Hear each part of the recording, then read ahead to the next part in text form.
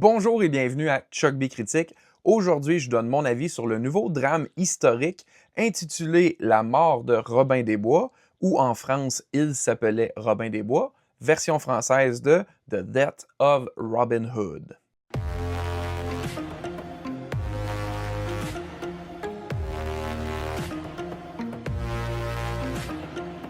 Scénarisé et réalisé par Daniel Sarnowski, ça met en vedette, dans le rôle titulaire de Robin des Bois, Hugh Jackman, Bill Skarsgård dans le rôle de Petit Jean et Jodie Comer qui fait Sœur Brigid. Et ça raconte l'histoire de Robin des Bois aux prises avec son passé après une vie de crime et de meurtre qui se retrouve gravement blessé suite à une bataille qu'il croyait être sa dernière.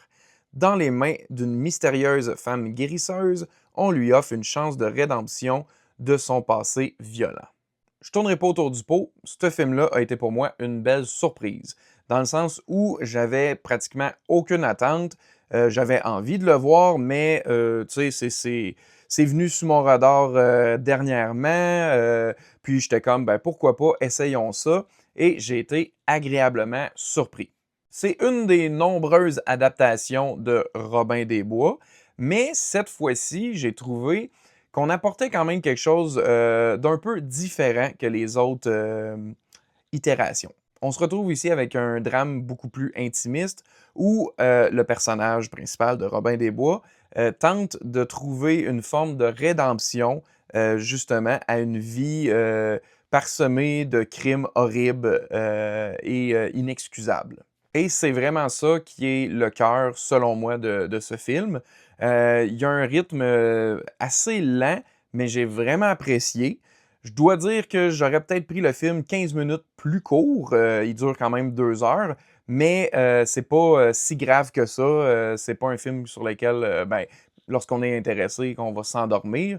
Mais c'est ça, le rythme est lent et ça, moi, j'ai apprécié. C'est juste, ça aurait pu être juste un petit peu plus concis. Mais ça reste que ce qu'on nous raconte, pour moi, était intéressant. C'est vraiment un homme qui tente de briser des cycles de violence, une tentative de vengeance perpétuelle, que ce soit lui envers les autres ou les autres envers lui. J'ai trouvé ça beau, somme toute. C'est sûr que c'est classique, là. On fait juste penser à un autre film de Hugh Jackman, genre Logan, puis c'est un peu le même arc narratif de personnage, mais moi, ça m'interpelle. Et dans ce cas-ci, c'est sûr qu'on a droit à un contexte historique qui est intéressant. Donc, les lieux, les décors, les costumes, accessoires, tout ça, ça nous immerse dans une époque lointaine, ce qui est aussi appréciable dans son ensemble. Faut noter aussi que c'est plutôt violent. Ça me rappelait le niveau de violence ou de brutalité de Robin des Bois de Ridley Scott, que j'avais bien aimé à l'époque. Mais cette fois-ci, je sais pas que c'était gratuit nécessairement dans cette version-là, mais dans cette adaptation, ça sert vraiment le propos et le récit. Et c'est pas pour dire que c'est des meurtres et de la violence continuellement. Ça commence quand même rapidement avec une certaine brutalité là, implacable, mais c'est un aura assez sombre là, qui est au-dessus du film tout le long, là. Et toute cette histoire-là est parfaitement, à mon avis, supportée par des interprétations de calibre. Chacun des acteurs et des actrices qui interprètent leur rôle le font à merveille, que ce soit des acteurs chevronnés ou des jeunes acteurs qu'on n'a jamais vus ou qu'on a vus un peu. Tout le monde livre des performances croyables qui nous amènent vraiment dans le récit puis dans la psychologie des personnages qui sont à l'écran. Encore une fois, je vais le nommer, ça reste classique comme message et histoire, mais c'est très bien fait et très bien porté par les interprètes.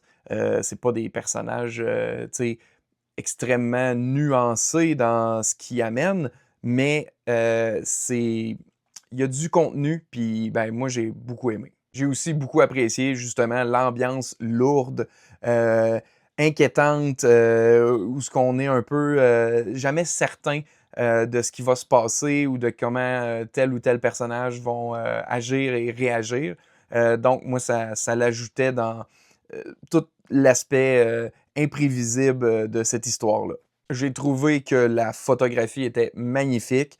Il y avait des très beaux plans. C'était juste, je me surprenais à contempler certains plans puis à faire comme waouh, c'est bien beau ce film-là, même si c'est vraiment laid ce qui est mis à l'écran.